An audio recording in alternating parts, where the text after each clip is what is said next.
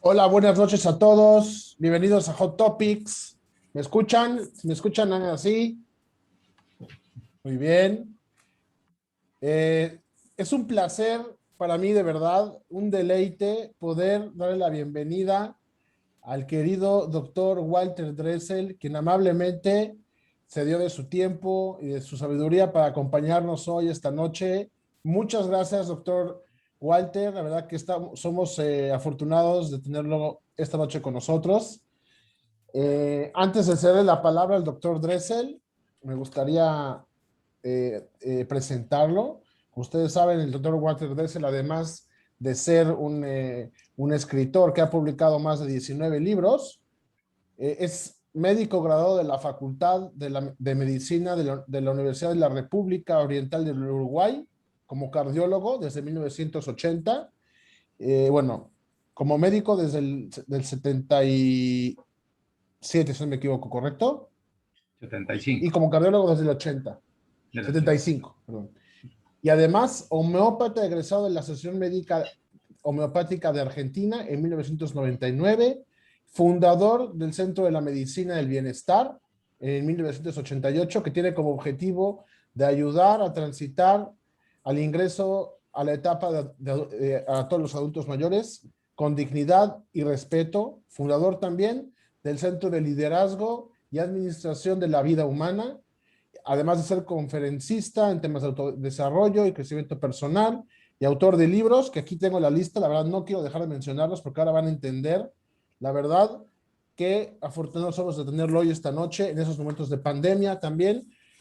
Los libros que ha publicado es El lado profundo de la vida, Toma un café contigo mismo, Entre tú y yo, Un sueño posible, Lo que quiero para mi vida, El espejo del alma, Yo te manipulo y tú qué haces, Caminos de fuego, Hilos de plata, Años de oro, En el límite, Vuelve a empezar, Reflexiones para tu vida, El jardín de tu corazón, Preguntas claves, Hablemos de lo que no se habla, Toma un segundo, Café contigo mismo, El impacto del estrés, Perlas de luz, Pensamientos para cada día del año y La soledad en tiempos de pandemia.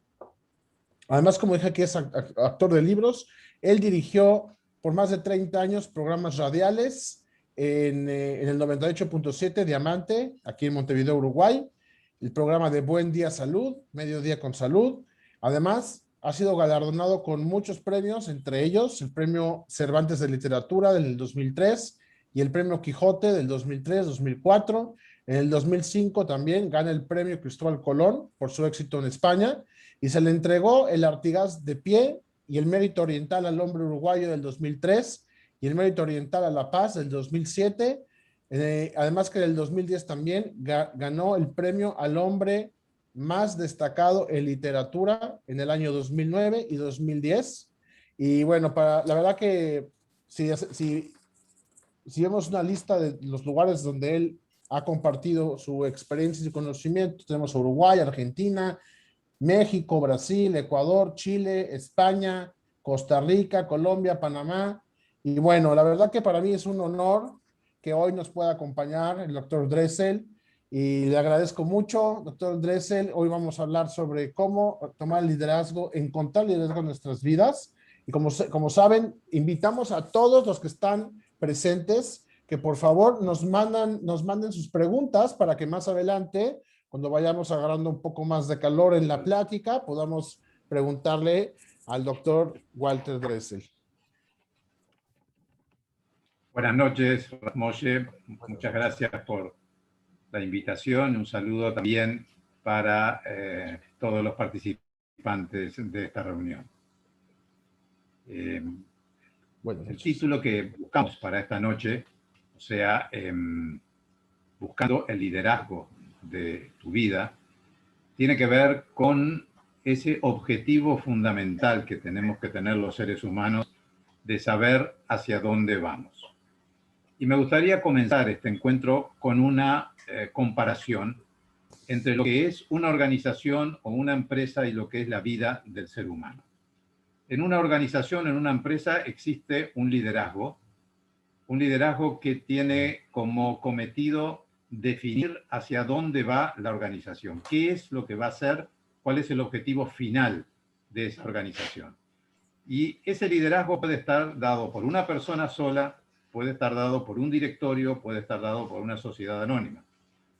Y esa organización, ese liderazgo está sustentado a su vez en, por ejemplo, un equipo administrativo, ¿verdad? Que es el que cumple y ejecuta las órdenes que el liderazgo indica. Y cuando nosotros trasladamos esa imagen a la vida del ser humano, nos damos cuenta que más allá de los pensamientos y de los sentimientos y de las emociones que tenemos los seres humanos, una buena parte de nuestra vida tiene que ver con el manejo empresarial, es decir, hacia dónde vamos. El ser humano reúne en sí mismo todos esos departamentos que normalmente tiene una organización. Nosotros somos los que tenemos que definir hacia dónde vamos, qué es lo que queremos para nuestra vida, y tenemos que utilizar o podemos utilizar una sigla para poder ingresar en ese camino que es, en primer lugar, evaluar cuál es nuestra intención. Luego tomar la decisión correspondiente y un tercer paso que es pasar a la acción. Entonces, si nosotros recordamos permanentemente esas tres letras que son IDA, ¿verdad? Intención, decisión y acción, vamos a ir perfilándonos hacia poder definir cuál es el camino que nosotros queremos recorrer en nuestra vida. Y a propósito, cuando yo escribí el libro Un sueño posible, entrevisté a una serie de personas muy exitosas en sus distintas ramas, ya sea en su profesión o en un comercio o en la industria o deportistas o académicos, y a todos les hice la misma pregunta, que me mostraran cuál era el protocolo de acción para poder llegar a donde habían llegado, o sea, a ser exitosos en su vida. Y curiosamente, ninguno de ellos pudo describirme cuál había sido su protocolo de acción, pero sí hubo un denominador común entre todos, que fue que todos sabían hacia dónde querían llegar. Entonces, ¿cuál es el primer concepto que podemos manejar esta noche? Y es que no es tan importante saber desde dónde partimos, sino saber a dónde nosotros queremos llegar. O sea, ¿cuál es nuestro objetivo final en la vida? Y yo creo que en nuestro pasaje por la vida, cada ser humano tiene una misión a cumplir. Pero esa misión no nos es entregada, ¿verdad? No hay un manual del usuario de la vida. Nosotros vamos aprendiendo sobre la marcha a medida que vamos creciendo, nos vamos desarrollando, y sí es nuestro deber descubrir cuál es nuestra misión en la vida. Si es una misión solidaria, si es una misión de ayuda, si es una misión de crecimiento espiritual, si es una misión de desarrollo personal. Personalmente creo verdaderamente que la misión fundamental que tenemos los seres humanos es, en primer lugar, velar por el otro, ¿verdad? O sea, tener una empatía, y esto se enraba mucho con lo que vamos a ver en unos minutos sobre lo que es la inteligencia emocional. O sea, que es fundamental hoy en día para poder ayudarnos a decidir qué es lo que nosotros queremos para nuestra vida. Y me parece que aquellas personas que hoy, en plena pandemia, pueden haber sufrido las consecuencias de esta debacle universal, ¿verdad? Tanto sea de punto de vista económico como de punto de vista emocional, debemos utilizar este periodo de restricción que tenemos todos los seres humanos para poder hacernos algunas preguntas claves que nos pueden indicar, nos pueden ir marcando un derrotero para poder saber hacia dónde queremos llegar. La primera pregunta que yo me haría y le haría a todos los que están participando es: ¿qué es lo que quiero para mi vida de aquí en adelante? Y hay una razón muy especial para decir de aquí en adelante, y esa razón tiene que ver con que el pasado de cada uno de nosotros es un tiempo que ya vivimos, es un tiempo que ya transcurrió y que no podemos modificar. Claro que no se puede borrar, pero sí, lo único que nos queda de ese pasado es poder aprender para no volver a cometer los mismos errores si es que los cometimos. Entonces, el periodo donde vamos a vivir el resto de nuestra vida es el futuro. Por lo tanto, el presente y el futuro, pero el presente es un tiempo fugaz, porque cuando nosotros terminemos este encuentro, el presente ya forma parte del pasado de nuestra vida. Por lo tanto, lo que queda es el futuro, y a ese futuro no hay que temerle. Lo que tenemos que hacer es llenar ese futuro con proyectos, con ideas, con metas y con objetivos que podamos cumplir. Una segunda pregunta que es la pregunta en espejo de la primera, y es ¿qué es lo que no quiero para mi vida? Y cuando me refiero a qué es lo que no quiero para mi vida, seguramente a cada uno de nosotros se nos representan las imágenes de aquellas situaciones que nos han lastimado o que nos han herido realmente y que posiblemente todavía se mantengan esas heridas abiertas en el alma. Una tercera pregunta que es de capital importancia es ¿cuál es el precio que estoy dispuesto a pagar para lograr aquello que quiero? En cuanto a compromiso, ¿verdad? Aquí no se trata de pagar económicamente, sino el precio que estoy dispuesto a pagar en cuanto a compromiso para lograr aquello que quiero. Es decir, una vez que definí hacia dónde quiero ir, bueno, hasta dónde tengo las herramientas como para poder llegar a esa meta. Y una cuarta pregunta es ¿qué necesito para sentirme bien? Y fíjense que estas 4 preguntas tienen un denominador común y es que nadie, absolutamente nadie las puede contestar mejor que nosotros. Cada uno de nosotros sabe o debería saber qué es lo que quiere para su vida, debe saber hasta dónde se puede comprometer, debe saber qué necesita para sentirse bien. Porque si bien en muchos aspectos los seres humanos somos iguales, hay otra cantidad de aspectos en que somos diferentes. Somos seres únicos e irrepetibles. O sea que cada uno de nosotros necesita algo en particular que nos complace y que es lo que nosotros pretendemos para poder llegar a ese equilibrio, a esa armonía interior que tanto necesitamos y que hoy está tan castigada. Entonces, a estas 4 preguntas, que yo diría que son las básicas, uno puede agregarle muchísimas preguntas individuales. Cada uno puede agregar una serie de preguntas. Ahora, ¿cómo ejercemos ese liderazgo? Porque si vamos a la definición del líder, el líder es aquella persona con un determinado carisma que logra arrastrar o llevar a los miembros de una organización hacia el objetivo deseado. Y puede estar el liderazgo clásico, que es aquel líder autoritario, que es el que indica el camino. Y hoy en día hablamos mucho de liderazgo transformador. El liderazgo transformador es aquel liderazgo que incorpora a los miembros de la organización teniendo en cuenta los factores emocionales y haciéndole también el aporte de poder mejorar su autoestima en sus 2 conceptos básicos, que es la confianza en uno mismo y el respeto por uno mismo. Así que esto como comienzo para poder interactuar con la audiencia que tenemos. Muchas gracias, doctor Dressel. Verdaderamente que me encanta cómo lo ha propuesto. Le voy a hacer algunas notas. Por ejemplo, en este momento donde usted presenta qué queremos para nuestra vida, ¿no? Que debería de ser un punto de partida para cualquiera de nosotros, que es una pregunta existencial, y que propone además estas siglas de IDA, intención, decisión y acción. Me encanta porque en el Pirkei Avot, que es traducido al español como la ética de nuestros padres, que tenemos premisas y tenemos principios, digamos, de ética judía, hay algo increíble que nos dice ahí el Pirkei Avot, que lo más importante no es el estudio, sino la acción. La acción viene acá a ser en esta dimensión donde vivimos, algo muy importante, porque vivimos en una dimensión donde hay un aspecto espiritual, digamos intelectual, pero también existe la materia.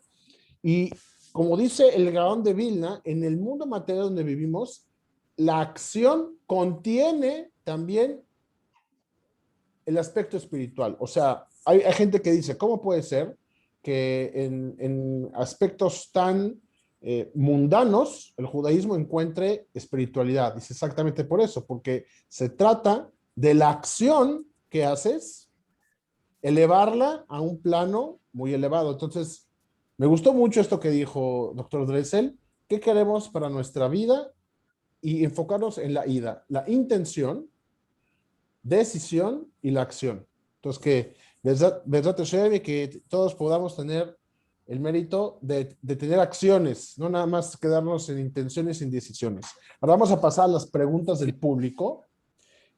Por favor, les pido a aquellos que quieran hacer alguna pregunta, que se sientan con la tranquilidad de mandar sus preguntas. Acá vamos a arrancar con algunas que ya nos habían mandado.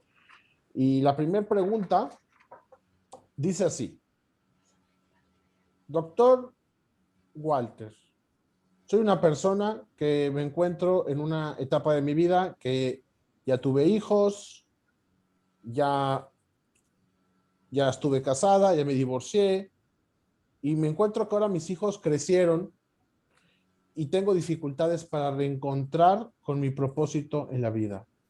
Yo quisiera que me ayude a reencontrar un propósito en mi vida después de que ya no encuentro digamos, algo que me mueve en mi profesión.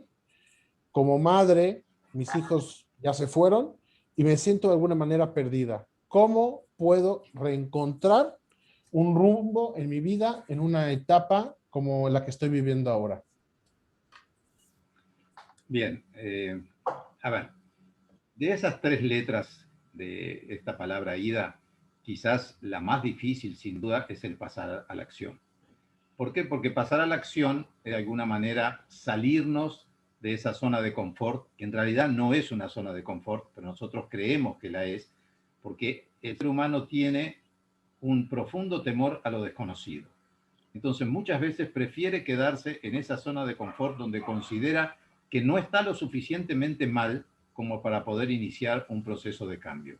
Y ese es uno de los grandes riesgos que tenemos y las grandes trabas que tenemos de no poder pasar a la acción.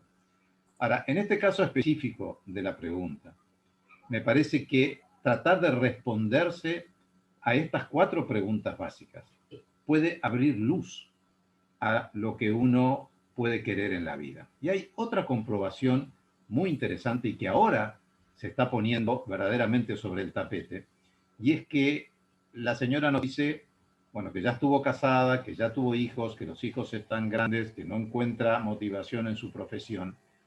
Entonces es el momento de reinventarse. ¿Qué significa reinventarse? Es hurgar en nuestra profundidad para encontrar cuáles son las potencialidades que cada ser humano tiene y que podemos aplicar en distintas etapas de la vida. Es decir, y pongo mi ejemplo particular. Yo a los 18 años decidí estudiar medicina.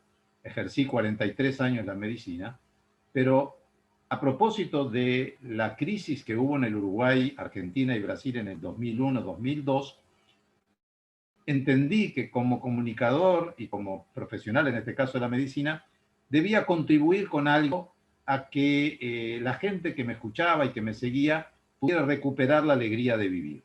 Y entonces decidí escribir un libro que pensé que iba a ser el único, ¿verdad? El lado profundo de la vida, cómo enfrentar y superar las crisis personales, porque en aquel momento fue una crisis muy, muy profunda socioeconómica. Y la buena aceptación que tuvo ese libro en su momento fue la que me estimuló a seguir escribiendo y empecé a recorrer un camino paralelo al ejercicio de la profesión. De esa manera, como yo pude descubrir esa potencialidad que estaba y que comencé a hacerlo a los 55 años, es decir, que en una etapa relativamente tardía, me animaría a decir que cada ser humano tiene en sí mismo una capacidad y una potencialidad de descubrir caminos alternativos para ir transitando las distintas etapas de la vida. ¿Verdad? Cada etapa de la vida tiene su cometido, tiene su objetivo. En la medida que la vamos transitando, tenemos que ir siempre descubriendo qué es lo que queremos para el futuro. Otro ejemplo que pongo yo, para que no existan esos espacios vacíos, cuando yo estoy terminando de escribir un libro, ya voy pensando cuál es el próximo título y ya lo voy armando su esqueleto para que no haya espacios vacíos. Cuando terminé con el libro y el libro pasó a la editorial y pasa por todo el proceso que tiene que hacer hasta que llega a una librería, yo ya estoy escribiendo el próximo. Entonces, de la misma manera, creo que este proceso de introspección nos tiene que llevar, mediante tomar un café con uno mismo, a encontrar esos caminos alternativos y esas potencialidades que pueden ayudar, en este caso a esta persona, a encontrar su camino en la vida. Muy interesante, doctor. Una pregunta, estos caminos alternativos que usted menciona, ¿usted cree que le llegaron de manera automática? O sea, la idea es, hay gente, y sabemos eso, que está muy, muy dentro de nuestro instinto, que hay gente que va a reaccionar a ciertos impulsos congelándose o escapando o atacando. ¿Cómo usted podría describir que le llegó no digamos necesidad, pero esta solución a la crisis de buscar caminos alternativos? ¿Usted cree que es algo que es consciente, es inconsciente? Porque hay gente que se bloquea. En este caso, ¿qué fue lo que usted lo llevó a esa búsqueda del camino alternativo? A ver, hay dos maneras, ¿verdad? Una es urgido por la necesidad. Es decir, por ejemplo, si lo llevamos al escenario actual de la pandemia, hay mucha gente que perdió el trabajo, hay otra gente que está en el seguro de paro, es decir, hay gente que al perder su medio de vida tiene que reinventarse y necesariamente tiene que encontrar un camino alternativo. Otras veces, desde, podríamos llamar entre comillas, desde el bienestar o desde el equilibrio, uno puede decir, bueno, más allá del eje central de mi vida, de la profesión o del trabajo que yo tengo, puedo buscar algo accesorio. En mi caso, de alguna manera, yo me lo he preguntado muchas veces, quizás de no haber existido esa situación crítica social, probablemente como la profesión, en el caso de la medicina, absorbe prácticamente las 24 horas del día, quizás no me hubiera despertado a encontrar ese camino. Pero siempre en la vida hay circunstancias y las cosas, yo soy un convencido de las relaciones de causalidad y no de casualidad. O sea, por algo la situación se presentó y entonces esa situación me abrió la puerta para que yo pudiera vehiculizar algo que probablemente estuvo oculto durante muchísimo tiempo, muchísimos años, y que en ese momento se materializó y que de ahí en más continuó su camino. Increíble, Ahora, doctor. la idea fundamental es ayudar a aquellas personas a que no se bloqueen, ¿verdad? Porque el bloqueo no solamente deja a la persona en el mismo lugar, sino que la hace retroceder, ¿verdad? Porque mientras esa persona está bloqueada, hay otra cantidad de personas que van avanzando y en este mundo occidental en el cual vivimos, es muy importante ver cómo nos posicionamos, por ejemplo, ahora en la nueva normalidad. Una vez que la pandemia pueda ser controlada, va a haber una nueva normalidad que no va a ser exactamente igual que la anterior y que nosotros necesitamos saber cómo nos vamos a posicionar. Claro. Es increíble. O sea, de alguna manera... Lo escucho, lo escucho. No, te escucho a ti. Dime. Mientras me está diciendo todo esto, estoy pensando, estoy tratando de imaginarme cómo me está describiendo esto y no puedo dejar de pensar en algo. Este bloqueo, ¿usted cree, tiene alguna, digamos, estrategia que le puede compartir a los que nos escuchan cuando están bloqueados? Porque hemos visto que hay gente que se bloquea y hasta que no se quite ese bloqueo pueden quedar así años, años y años, y muchas veces es un cambio pequeño que les puede ayudar a desbloquearse. ¿Usted qué puede decirle a alguien para fomentar ese desbloqueo y empezar caminos alternativos? Mira, yo creo, Moshe, que las cosas pasan por algunas experiencias que pueden ser muy duras en determinado momento y a veces como mecanismo de autoprotección permanecemos bloqueados para no enfrentarnos a una situación que es fundamental y que es la aceptación de nuestra realidad. Es decir, cada ser humano tiene una realidad concreta. No le ponemos juicio de valor, si es buena o si es mala, pero es su realidad. Taparse los ojos para no verla no significa que ella no exista. Por lo tanto, el primer paso para un desbloqueo es aceptar la realidad tal cual ella es, sin tener una autocrítica destructiva. Es decir, no significa que, bueno, decir, yo hice todo mal en mi vida y por eso llegué a esta situación. En definitiva, no se trata de eso.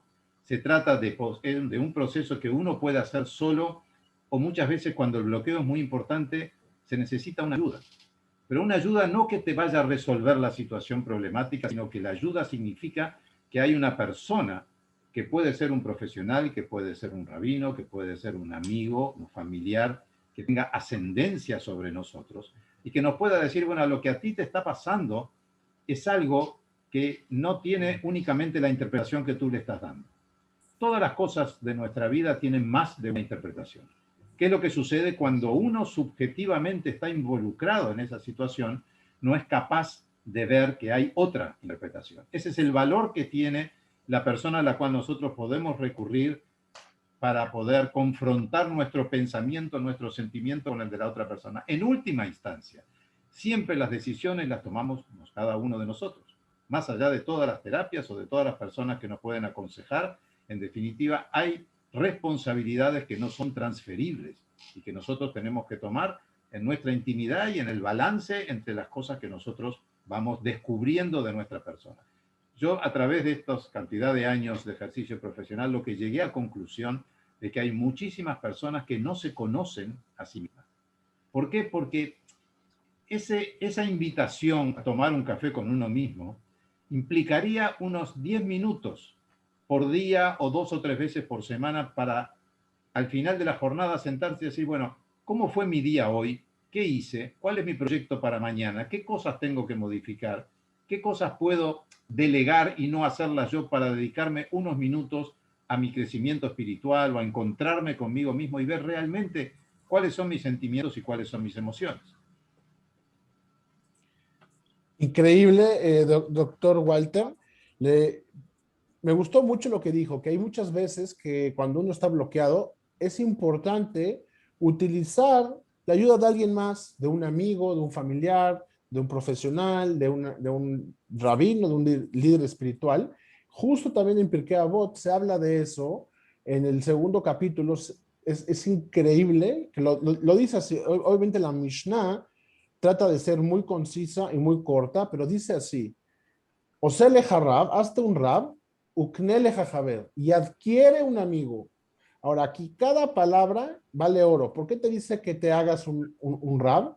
Y ahí los comentaristas nos dicen, muchas veces, aunque te pongas un rab, que no sea necesariamente más inteligente que tú. ¿Por qué? Porque en el momento en el que tú expresas lo que estás estudiando y lo narras, ya empiezas a ver las cosas de otra forma.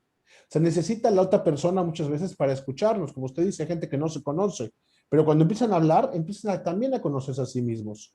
Y entonces la pregunta es, ¿y por qué te dice, hazte un rab, y te dice, adquiere un amigo? Y acá lo increíble es que la adquisición de un amigo lleva inclusive invertir en la persona. O sea, invertir no económicamente, sino tiempo, dedicación, porque no es un rab, sino que es una persona que jala en parejo con nosotros y te habla de una cosa increíble, que como tú piensas, muchas veces tu instinto te va a tratar de engañar, pero si estás con tu amigo, tu instinto te va a tratar de engañar a ti, pero tu amigo no lo puede engañar. Entonces es un mecanismo para poder zafarte de esas, digamos, de esas mañas que puede llegar a tener alguna parte de nuestra mente que no nos quiere ver bien, que nos quiere que nos caigamos. La importancia de poder jugar con eso, de el yo y también el otro, para poder entender inclusive nosotros mismos.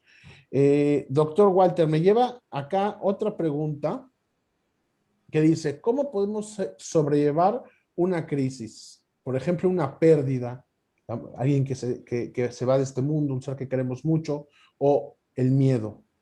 ¿Cómo lo podemos sobrellevar?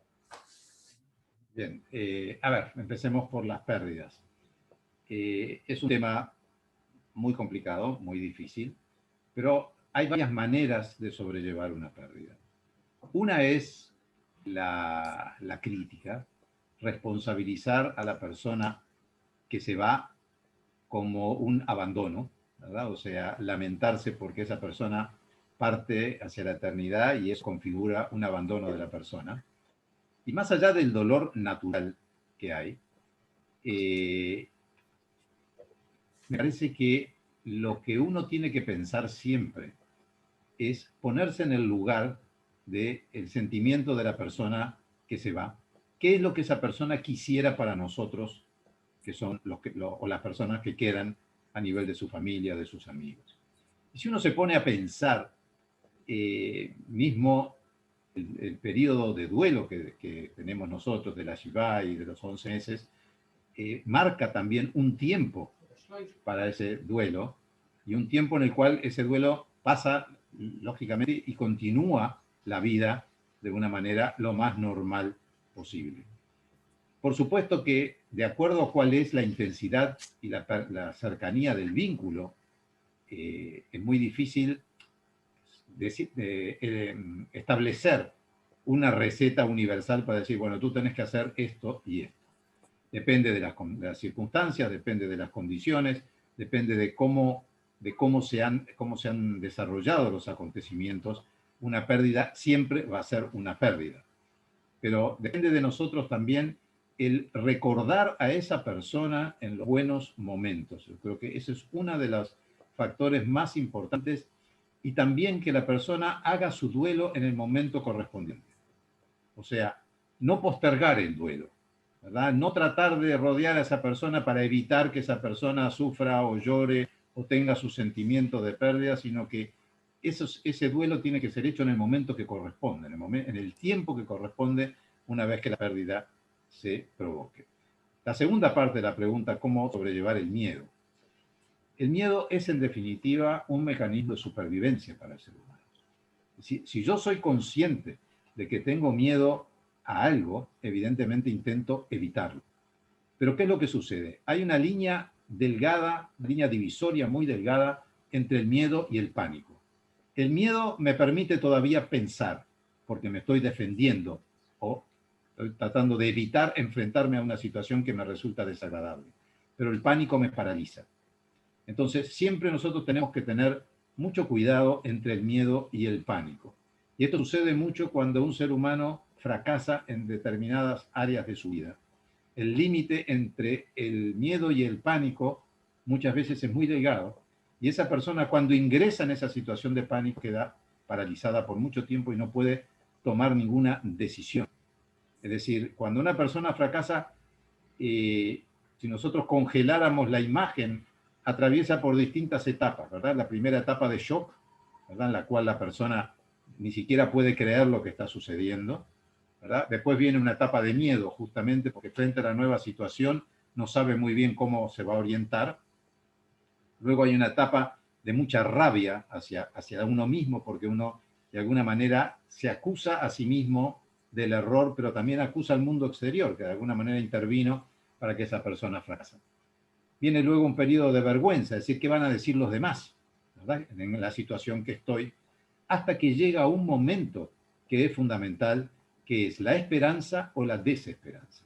Es como un camino, como una ruta en la cual se bifurcan dos caminos. El camino de la esperanza es decir, bueno, yo puedo reconvertirme, o sea, puedo volver al trabajo, puedo volver a mi vida, quizás bajo una óptica diferente, bajo una forma distinta, o ingresar en el camino de la desesperanza que lleva a la angustia, a la ansiedad y muy probablemente a una depresión que luego se torna muy complicado el tratar. O sea, cuanto más profunda la desesperanza, más tiempo necesitamos para poder llegar a un mínimo equilibrio, como para poder pensar en el futuro.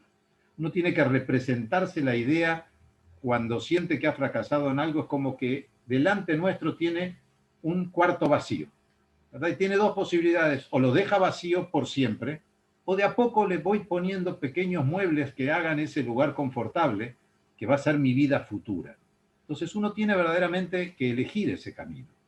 Otra vez, como dijimos antes, hay algunos que lo hacen solos y hay otras personas a las cuales hay que extenderles una mano para poder mostrarles el camino, ¿verdad? Y sobre todas las cosas, lo fundamental es que la persona crea en sí misma.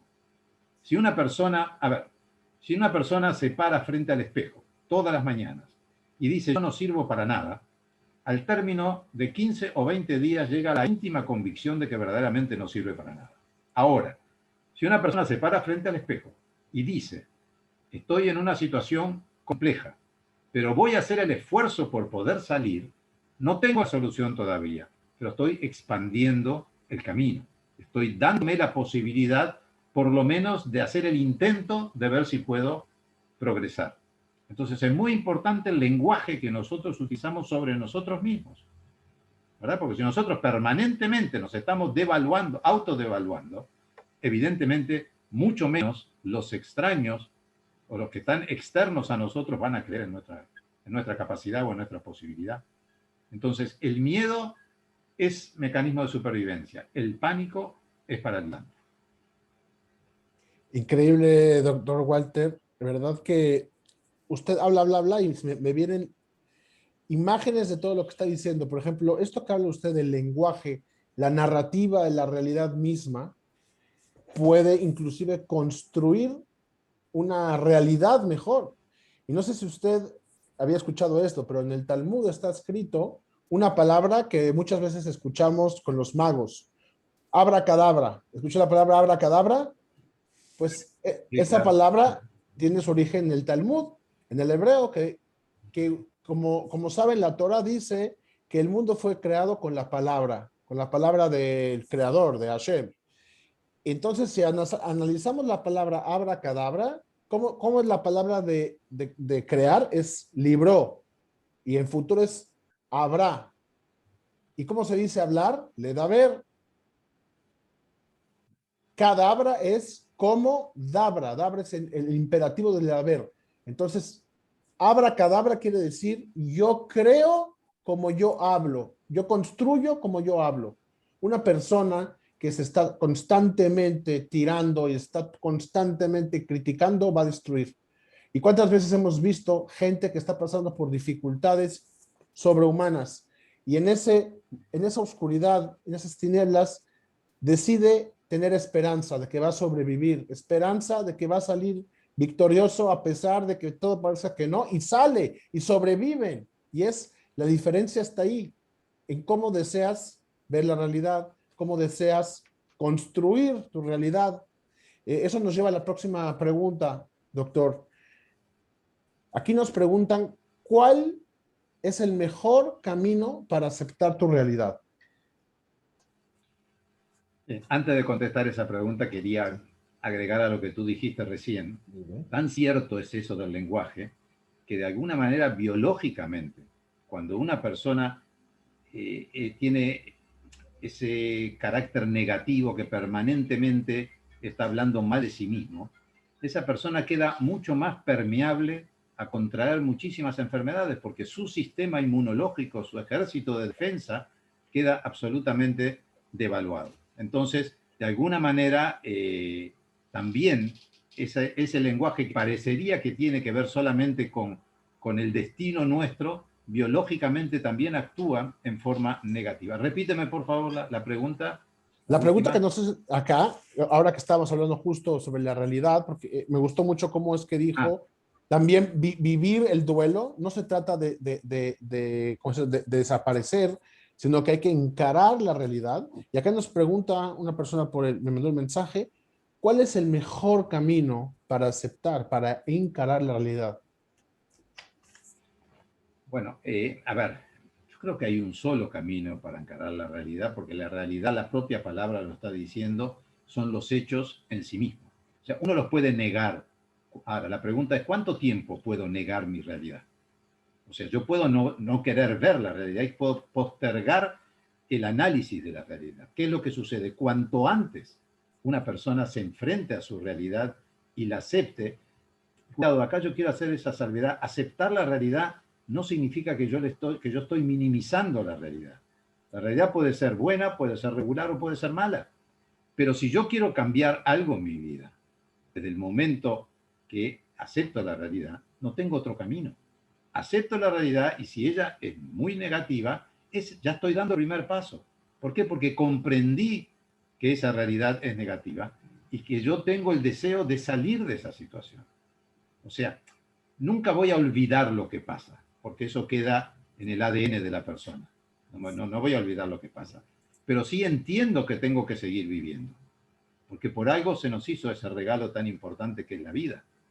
Y por eso hoy en día, en plena pandemia, ¿qué es lo que estamos haciendo todos? Ante, primero que nada, preservar la vida. Todo lo demás pasa a segundo plano. ¿Qué sentido tienen los negocios, las propiedades, los viajes, las fortunas, si no tengo la vida y la salud? Por lo tanto, lo primero es aceptar la realidad. Estamos en una realidad complicada, difícil, en una época de pandemia, con muchísima enfermedad, muchísimo dolor, con muchísimas muertes. Entonces, me tengo que cuidar para preservar vida.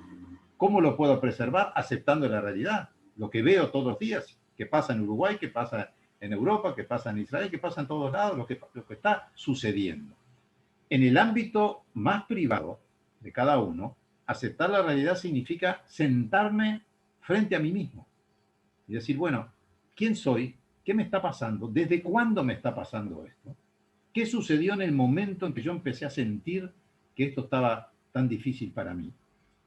Una serie de preguntas que únicamente tienen una autorrespuesta. Porque mismo si yo siento que estoy en un laberinto que no puedo salir y voy a pedir ayuda, lo primero que voy a tener que hacer es contar, expresar qué es lo que me sucede. No importa, lo voy a expresar tal como lo vivo yo, ¿verdad? Como lo estoy viviendo. Pero hay otra persona que lo va a recepcionar y que de alguna manera me va a ir orientando paso a paso. Por eso es que inclusive para ejercer ese liderazgo de nuestra vida, es muy importante recurrir a esa inteligencia emocional, que hoy en día se ha tornado fundamental para todo. ¿Pero por qué?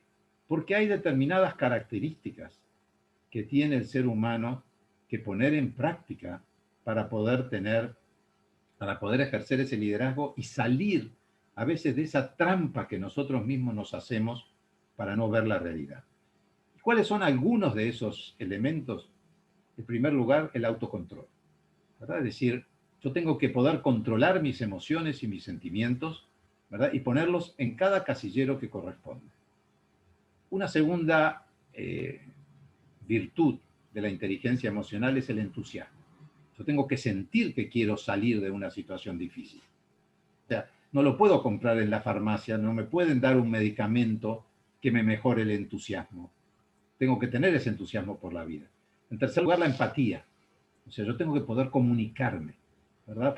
Algunas personas lo hacen con muchísima fluidez, ¿verdad? Y hablan y pueden expresar sus sentimientos con mucha comodidad. Hay otras personas que les cuesta mucho más, probablemente en función de lo que le ha tocado vivir a través del tiempo. Entonces tenemos autocontrol, entusiasmo, empatía, perseverancia, que es el cuarto punto, ¿verdad? O sea, no bajar los brazos nunca. Es decir, por más difícil que sea la situación, lo único que nosotros no podemos vencer es la muerte. De allí para atrás, todo tiene solución en un tiempo mayor, en un tiempo menor, de acuerdo a las circunstancias, ¿verdad? Y el quinto punto, que quizás sea uno de los más difíciles de lograr cuando uno se siente mal, es la automotivación. Es decir, yo me tengo que sentir motivado a seguir viviendo, a seguir encontrando caminos, a seguir encontrando algo que me llene, que me satisfaga en lo que tiene que ver con cuando, por ejemplo, tengo un tiempo libre, excesivo, y no sé en qué ocuparlo. Pero siempre nosotros, si podemos reunir esas 5 condiciones básicas de la inteligencia emocional, podemos proyectarnos hacia un futuro de una manera diferente. Todo es paso a paso. Yo no puedo llegar de Montevideo a Atlántida, que son 45 kilómetros, saltando del 0 al 30. ¿Ah? Si voy en un vehículo o si voy en un ómnibus, voy a tener que ir por el kilómetro 1, 2, 3, 4 y así sucesivamente. En la vida es exactamente lo mismo. Yo no puedo acostarme hoy de una manera y levantarme mañana y ser una persona diferente. No es posible. Todo tiene un tránsito, todo tiene un proceso. Lo importante es dar ese primer paso para que el proceso pueda ser una realidad. Muchas gracias. Aquí nos llegó alguien en el chat, nos decía, ¿se puede repetir? Yo lo apunté. Los 5 pasos: autocontrol, entusiasmo, empatía, perseverancia y automotivación. Nos llega otra pregunta, doctor. Sí. Dice así: ¿cómo ayudarle a mis hijos desde pequeños a encontrar su liderazgo? Bien. A ver, depende qué edad tengan los hijos. Quizás ahora nos pueda contar. Lo más importante me parece que es estimular su autoestima, pero en forma correcta, ¿verdad? O sea, no que sean agresivos, no que se lleven el mundo por delante, pero sí hacerles ver que pueden llegar a los objetivos que se planteen. Muchas veces se dice que hay personas que por determinadas circunstancias no fueron capaces de llegar por determinadas condiciones. Y yo creo que no es tan así, porque tenemos múltiples ejemplos de personas que parten de lugares muy difíciles sin tener acceso a muchísimas cosas y sin embargo logran finalmente conseguir sus objetivos. Entonces, lo importante desde pequeños es estimularlos a la excelencia. ¿Qué es la excelencia? Un proceso de mejora continua. ¿verdad? Y ese proceso de mejora continua que antes nosotros se lo atribuíamos solamente a un producto o un servicio, hoy en día lo aplicamos a la vida. ¿Por qué? Porque la vida también es un proceso de mejora continua. Tanto en el cuidado físico, como en el cuidado emocional, como en el cuidado espiritual, nosotros tenemos que recorrer ese camino. Hay tres factores fundamentales que son para poder tener una vida exitosa. Uno es el proceso de excelencia, ¿verdad? O sea, ese proceso de mejora continua. Otra es estar alerta para la innovación. ¿Qué significa la innovación? Hacer de un modo diferente aquello que veníamos haciendo siempre de la misma forma.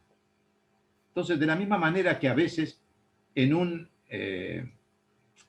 habitación de una casa se pueden cambiar los muebles y el aspecto de esa habitación cobra totalmente un aspecto diferente.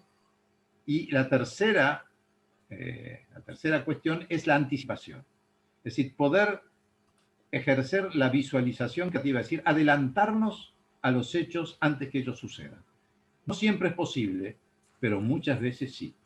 ¿Qué es lo que sucede? Nosotros nos quedamos pensando que automáticamente las cosas van a mejorar. Entonces, a los niños, fundamentalmente en la primera etapa, el proceso de excelencia de la mejora continua, ¿verdad? Tanto sea en el estudio, tanto sea en el deporte, tanto sea, pero sobre todo las cosas que tengan esa sensación de que sus padres los están impulsando, ¿verdad? Los están respaldando en cada una de las actividades que ellos puedan realizar. Ese es, a mi juicio, la mejor manera de poder estimular a un hijo a que logre sus objetivos en el futuro. Muy bonito, doctor Dressel, porque eso nos invita además a nosotros como padres estar constantemente presentes, constantemente atentos a entender la naturaleza de nuestros hijos. Y es algo increíble porque uno de los comentaristas, que se llama el Or HaHaim, dice en el libro de Bereshit, cuando se habla de la creación del humano, que dice que el humano fue hecho a imagen y semejanza. Dice que una de las capacidades más grandes que tiene el humano de asemejarse, y en su proceso de asemejarse a su creador está de alguna manera siendo, o sea, muy humano, es la capacidad de tener hijos. Y te dice, no creas que tener hijos es como animalitos, nada más traerlos al mundo, sino lograr sacar su potencial al máximo. O sea, la función del padre es agarrar la esencia, entender la esencia del niño con las herramientas de vida que tiene y acelerar los procesos para así ayudarlo a ser en la mayor manera posible él mismo.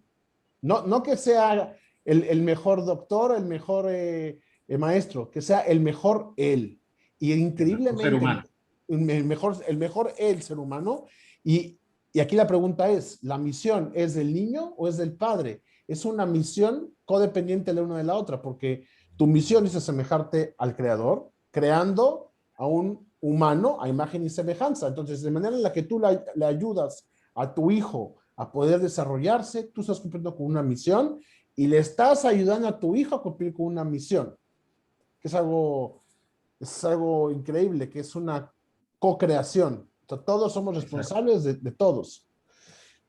Doctor, nos llega otra pregunta y esta pregunta dice así: ¿cómo puedo lograr cambios permanentes en eso que habló antes el doctor del compromiso? Dice, por ejemplo, en un cambio de hábito de alimentación. Dice, ¿por qué fallamos o cómo podemos mantener ese cambio a largo plazo? Bien, en primer lugar, la vida del ser humano es dinámica. Entonces, no debemos plantearnos el poder hacer un cambio y poder mantenerlo hasta el último día de nuestra vida. Lo que tenemos que ver es cuáles son los resultados que nosotros obtenemos con ese cambio, y eso nos va a permitir en el día a día poder continuar con el cambio. Pongamos un ejemplo. Si yo tomo una persona que tiene un sobrepeso y le confecciono una dieta muy baja en calorías, ¿verdad? Pongamos 1000 calorías por día, yo tengo que saber de antemano que esa persona podrá cumplir la dieta 10 días, 15 días, 20 días, pero al día 21 se va a agotar, ¿verdad? Y va a salirse de la dieta y va a volver a su situación anterior. Por eso, es decir, que uno tiene que reforzar cada una de esas actitudes. Y, por ejemplo, decirle, bueno, mire, señor, usted de lunes a sábado haga esta dieta y el domingo coma libremente, moderadamente, sin excesos, pero de esa manera permitirle sentir que no está preso, ¿verdad? O sea, que no está privado de su libertad, sino de que está haciendo algo que va a mejorar su salud física, que va a mejorar su salud emocional, porque le va a permitir hacer una cantidad de cosas, y de esa manera va transcurriendo la vida. Uno no puede fijarse en un concepto de decir, bueno, voy a cambiar y a partir de mañana cambié radicalmente. Eso sucede, sí, o es conveniente que suceda en algunas adicciones, porque una persona que fuma, es bueno que en un buen día se fije, este es el día final, el último día que voy a fumar, y ayudarlo y acompañarlo en ese proceso de quitarle el hábito, ¿verdad? De que abandone el hábito. Pero es muy difícil que una persona hoy, por ejemplo, pueda tomar una decisión y diga, bueno, yo esto quiero que me acompañe durante 5 años. Porque van a pasarle muchas cosas en el término de esos 5 años. Y todo va a depender de la fuerza de voluntad que esa persona tenga para poder mantener vigente el cambio que se propuso. Entonces, lo mejor es utilizar el concepto que utilizan Alcohólicos Anónimos, ¿verdad? Solo por hoy, ¿verdad? Mañana renuevo mi compromiso, ¿verdad? Y así sucesivamente cada vez me voy afirmando más en esa situación de cambio porque veo que los cambios que estoy logrando son positivos para mí. Entonces no me fijé un plazo muy prolongado, sino que lo voy renovando periódicamente y de esa manera voy solidificando mi decisión y cada vez está sustentada en una base más firme. Muy bien. Como dijo antes, no se puede llegar al destino de 45 kilómetros de 30 en 30. Es kilómetro por kilómetro. Exactamente. Es exactamente igual, ¿no? Doctor, aquí nos están preguntando una pregunta que estoy seguro le va a gustar. ¿Cuál ha sido su máximo desafío de vida y cómo salió adelante? Bueno, tengo que pensarlo un poquito, que han sido unos cuantos. Pero, a ver, el máximo desafío fue desafiar a la muerte, ¿verdad? O sea, en varias oportunidades tuve un mano a mano con ella, no solamente profesionalmente, lógicamente que también lo tuve, pero sí personalmente. Y considero que no hay desafío más grande que poder conservar la vida. Por supuesto que en ese caso fui ayudado por profesionales muy importantes que me ayudaron a, a poder preservar la vida y por supuesto con la primaria decisión de Hashem, ¿no? de continuar con vida.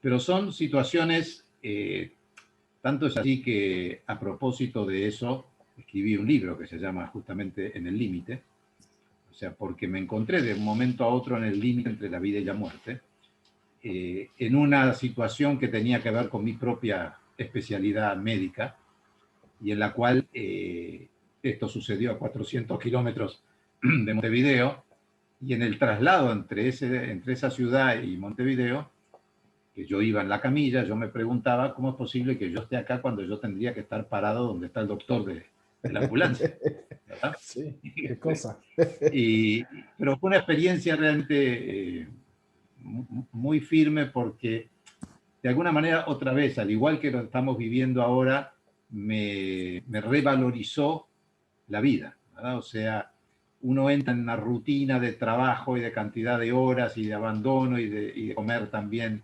a horas impropias y esas situaciones límites que después antes también se había repetido 10 años antes con una situación completamente distinta también, pero en ese caso con una cirugía, gracias a Dios lo puedo estar contando, ¿no? O sea que superé esas dos cosas.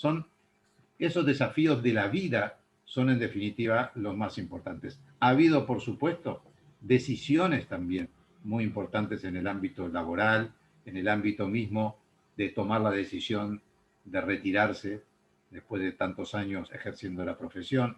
No son decisiones fáciles. De alguna manera cuando uno llega a esas situaciones, toma conciencia de que el tiempo de vida va pasando, ¿verdad? Y es importante optimizar en ese caso el tiempo de vida que nadie puede saber cuánto puede ser. Entonces, hay muchos tipos de desafíos en la vida. La educación de los hijos es un desafío también muy importante, hacer de ellos buenas personas, hombres y mujeres de bien. O sea, realmente es una tarea compartida, por supuesto, con la esposa, pero es una tarea muy, muy importante y es un desafío el cual tenemos que enfrentar con optimismo, pero también con valores, ¿verdad? Con valores y con códigos éticos y morales que les transmitimos a los hijos de manera que ellos puedan ejercerlos en el día de mañana con total libertad. Qué bonito, doctor. La verdad que le iba a hacer otra pregunta que me llegó, pero ya ahora como contestó, ya me la contestó. Igual se lo voy a decir. Me preguntan que alguien me pidió que le preguntara que si usted cree en Dios. Ya entiendo que si mencionó a Shem. Por supuesto que sí. Sí, claro, Y me sin pregunta que duda. si usted ha estudiado algo de judaísmo para saber esto, si alguna de sus pensamientos le han salido los ha sacado del judaísmo o de su experiencia Sí, en la vida. hay Porque una sabe que, sumatoria. sí, Sí, sí, hay porque una hay algo muy sumatoria. interesante. Sí. Sí, lo escucho. No, que hay una sumatoria de experiencias que tienen que ver con los años de vida recorridos, con lo que pude recoger también de lo que nos sucede a los seres humanos, ¿verdad? O sea que más allá de pequeñas sutilezas, en definitiva, nos pasan las mismas cosas, tenemos las mismas angustias, las mismas ansiedades, las mismas incertidumbres, ¿verdad? Y muchas veces recurrir a las fuentes del judaísmo es donde están prácticamente todas las respuestas. O sea, lo que pasa es que a veces no llegamos a esa profundidad por distintos motivos, por falta de tiempo, porque hay que cumplir con una cantidad de obligaciones, pero cuando uno se detiene y dice, bueno, voy a buscar a las fuentes, resulta que todo ya estaba escrito y no había nada por descubrir y que de alguna manera lo vamos comprobando en el día a día, ¿verdad? Con lo que vamos haciendo en el día a día. La medicina tiene esa confrontación con la enfermedad, con la muerte, que plantea siempre una cantidad de, una controversia muy grande, ¿verdad?, sobre el destino del ser humano. Y hay cosas que se nos escapan a nuestra comprensión. Uno de los últimos libros que tú mencionaste, Hablemos de lo que no se habla, es un libro sobre la muerte, ¿verdad? Es un libro sobre por qué hablemos de lo que no se habla, porque en general se trata de no hablar del tema, porque nunca cae bien hablar del tema cuando estamos en una reunión o cuando estamos con amigos, cuando se podía hacer. Pero me parece fundamental, porque la muerte es una estación, la estación final de la vida. Por supuesto que ahí aparecen una enorme cantidad de preguntas y de interrogantes que los seres humanos no estamos capacitados hasta el día de hoy por podernos responder, ¿verdad? O sea, ¿cómo se llega a esa situación? ¿Qué pasa después? ¿Por qué no podemos saberlo? Eso afirma y reafirma la existencia de Hashem, ¿no? Que es quien decide cada año quién queda y quién no, ¿verdad? Cuando nos inscribimos en el libro de la vida, es Hashem que decide quién queda y quién no. Por eso pedimos que nos inscriban en el libro de la vida, ¿verdad? O sea que todo eso que nos genera tantas preguntas ya está escrito, ¿verdad? Ya lo sabemos. También sabemos y debemos aceptar que no podemos dar ese paso más adelante porque no se nos permite saber, ¿verdad? Y hay por allí Sí, sí. no recuerdo exactamente dónde, eh, un, un espacio donde Hashem dice, no hablarás con los muertos, ¿verdad? O sea, como que de alguna manera, dirigiéndose al ser humano, le está indicando que no puede hablar con los muertos, ¿verdad? Sí, sí. Entonces, ese libro a mí me movilizó muchísimo, porque en realidad me lo habían pedido que escriba 15 años antes, y yo realmente no me sentía preparado para escribir ese libro. Pasó el tiempo y dije, bueno, lo voy a tener que escribir, no sea cosa que yo me vaya antes que escriba el libro. Entonces me senté a escribir ese libro, claro. Me senté a escribir ese libro, pero me movilizó mucho porque de alguna manera me reiteró preguntas que yo me venía haciendo desde hace mucho tiempo. Y yo creo que el ser humano tiene que reservar un espacio para su crecimiento espiritual, ¿verdad? Y para su desarrollo y para poder intentar contestarse esas interrogantes que forman parte de la realidad de cada ser humano. Porque yo creo que no hay nadie que tenga todas las respuestas, solamente Hashem tiene las respuestas. Nosotros parte de esas respuestas podemos tener o podemos manejar o podemos respaldarnos en nuestros sabios, ¿verdad? En la historia de nuestros sabios, pero en definitiva nadie es dueño de toda la verdad. Yo creo que cada ser humano tiene una verdad y esa verdad la tiene que defender porque ocupa un espacio en el universo. Y esa verdad va unida de la mano a la misión que cada uno de nosotros tiene que cumplir. Muy bonito, doctor. Muy bonito. Y la verdad que ya con esto, una de las preguntas que iba a hacer, que ahora que lo escuché también se contestó, es que sabemos que sus hijos se sienten realmente atraídos por la Torá y por las mitzvot. Me quedé preguntando si usted no piensa que de una u otra forma usted es el responsable de haberle sembrado esa semillita en el corazón No. que les hizo acercarse. Yo no sé si escuchó, pero la Sí, responsable fundamental sí, fue mi esposa, sí, sí. la que eligió a Bueno, Gardner en su momento. mira qué Y bien. bueno, todo lo demás, los hijos varones tocan el shofar y o sea, están muy, muy vinculados a todos los aspectos religiosos, ¿verdad? Pero porque lo sienten verdaderamente y así lo llevan a la práctica en el día a día. Así Qué que, bonito. no, eso es mérito total de mi esposa. Mira qué bien. Bueno, pero usted eligió a su esposo, o sea que de alguna manera. Por eso, en definitiva, todo está encadenado. Sí, qué bonito. Doctor Dressel, antes de que nos despidamos, que nos quiera tal vez dar un último mensaje, una recomendación para vivir una vida, digamos, de alegría, para vivir una vida donde no nos escapemos de nosotros mismos, de nuestra realidad. ¿Algún mensaje con la que quiera cerrar antes de que también yo dé un mensaje antes del cierre? Sí. A ver, yo creo que volvemos un poco hacia atrás lo que dijimos. La aceptación de la realidad que estamos viviendo hoy en día es el primer paso, en primer lugar, para ser agradecidos, ¿verdad? Mañana a mañana, cuando nos despertamos y nos podemos levantar, tenemos que ser agradecidos de que estamos razonablemente sanos, de que podemos elegir qué ropa nos vamos a poner, qué actividad vamos a realizar durante el día, y eso se va repitiendo día a día, porque no somos dueños de nuestra vida. Entonces, el hecho de ser agradecido también nos permite esbozar una sonrisa y decir, bueno, tengo la suerte de estar vivo hoy también. Y de esa manera comenzar el día con esa esperanza de que nadie va a golpear a mi puerta para decirme, aquí tienes el camino que tienes que recorrer. Vamos a sentarnos, a tomarnos un tiempo, a no angustiarnos, sino simplemente conversar con nosotros mismos, recuperar la armonía que nosotros tenemos que tener con nuestro interior. Y si estamos muy alterados, tenemos que intentar firmar un tratado de paz con nosotros mismos.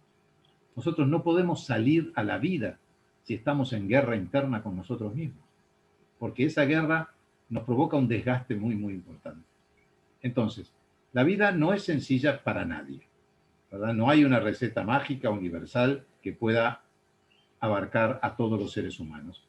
Pero sí lo importante es, en primer lugar, la preservación de la vida, de tomar conciencia de que estamos vivos, de que podemos realmente lograr aquello que nosotros deseamos si nos lo proponemos. Reconocer nuestros errores, afirmarnos sobre nuestras fortalezas, que son las que nos van a impulsar para poder dar esos pasos sucesivos que nos van a llevar a acceder al bienestar que todo ser humano merece. Porque no vinimos en este periodo a sufrir, sino que venimos a tratar de tener un equilibrio emocional, una armonía interior que permita encontrarnos con nuestra propia persona y saber cuáles son las fortalezas y cuáles son las debilidades. ¿Cuál es la virtud de esto? Porque si yo sé cuáles son mis debilidades, puedo trabajar para poder transformarlas en nuevas fortalezas que se van a sumar a las que ya tengo. Yo invito a cada una de las personas que nos está viendo hoy en este encuentro a que mire hacia atrás en su vida y vea y descubra cuáles han sido sus periodos exitosos, cuáles han sido sus triunfos, cuáles han sido sus logros. Todos lo tenemos. Seguramente hay también de los otros, los fracasos, las pérdidas, aquellas situaciones que no supimos cómo manejar adecuadamente. Pero la vida se trata de eso, señores, de un balance entre lo que yo puedo hacer, lo que yo sé hacer y reconocer aquellas cosas en las cuales fue mal. Nadie es peor persona porque le haya ido mal en determinado aspecto de la vida. Lo que hay que hacer es recuperar esas emociones negativas y transformarlas en positivas. Nosotros vamos al médico, el médico nos manda análisis, nos manda placas y nuestro cuerpo físico es escaneado de alguna manera. ¿Cómo escaneamos el cuerpo emocional? ¿Cómo escaneamos las emociones de un ser humano? No es muy sencillo hacerlo, pero cada uno puede consigo mismo sí hacerlo. Y entonces tomar una hoja y un lápiz, ¿verdad? Y trazar una línea en el medio y poner a la derecha cuáles son mis fortalezas y a la izquierda cuáles son mis debilidades. Y si no sé, como era una de las preguntas, ¿cómo hago para saber qué me gusta o qué puedo hacer en el futuro? Hagamos una tormenta de ideas, ¿no? Y escribamos todas las cosas que se nos vienen a nuestra mente. Es muy probable que haya muchas cosas que voy a desechar, pero me voy a quedar con 3 o 4 que están en consonancia con aquello que siento y pienso para mi vida, y luego elegiré 1 o 2 para poder ponerlas en práctica. Entonces, todas o la gran mayoría de las respuestas a los interrogantes que nosotros tenemos están en nuestro interior. Solamente tenemos que abrir ese cofre donde se guardan las respuestas de nuestra vida y sacarlas a la superficie.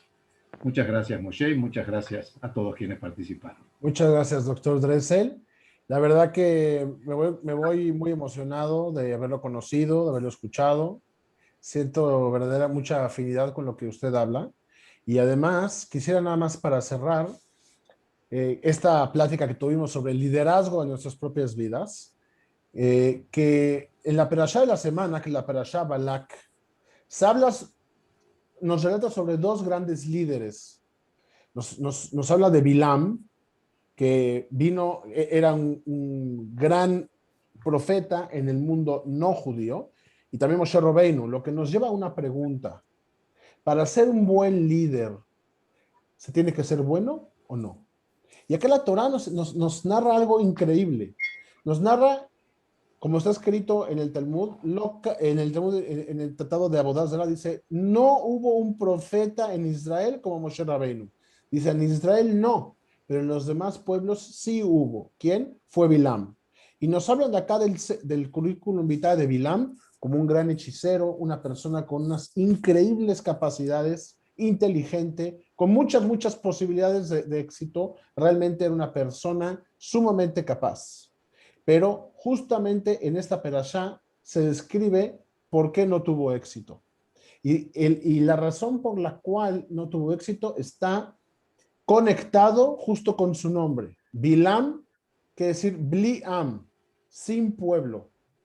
Bilam era un solitario, una persona que nada más lo movía el éxito. Éxito. Era un profeta apaga, como un asesino apaga, él era un profeta apaga. Si me pagas, bendigo a este. Si me pagas, maldigo a este. A diferencia de Moshe Rabbeinu. Moshe Rabbeinu no nada más fue el fiel servidor de Hashem, sino que siempre, aun cuando el pueblo de Israel tenía la culpa y había actuado mal, siempre los defendió. Y eso nos recuerda realmente que el verdadero éxito no es para uno. Usted nos contaba que lo llevó a escribir libros fue justamente su búsqueda de querer ayudar a la gente. Entonces acá podemos entender, entre líneas, la Torá nos enseña cuál es la clave del verdadero liderazgo, la clave del verdadero éxito. Ser fieles, no nada más a nosotros, en nuestro bolsillo, sino a los demás. Porque una persona que es fiel a los demás y que es leal, siempre será seguido. Que Besat Hashem, doctor Dressel, tenga muchos años de salud para que pueda compartir todos sus conocimientos y que se acongoje su corazón al lado de su esposa, de sus hijos, de sus nietos, sus bisnietos, que nos veamos siempre en las alegrías. Muchas gracias por estar con nosotros. Gracias, muchas gracias por tu palabra, Moshe.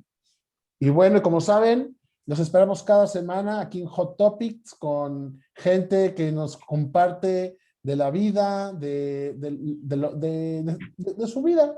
Qué mejor que eso. Muchas gracias a todos por estar acá con nosotros y los esperamos la semana que viene. Muchas gracias al doctor Dressel. Saludos a sus hijos, a Catherine, a Shmuel. Creo que tiene más hijos, pero son los que me tocó. Muy bien. Más chico, el Mordecai. Mordecai. Bueno, y muchas gracias.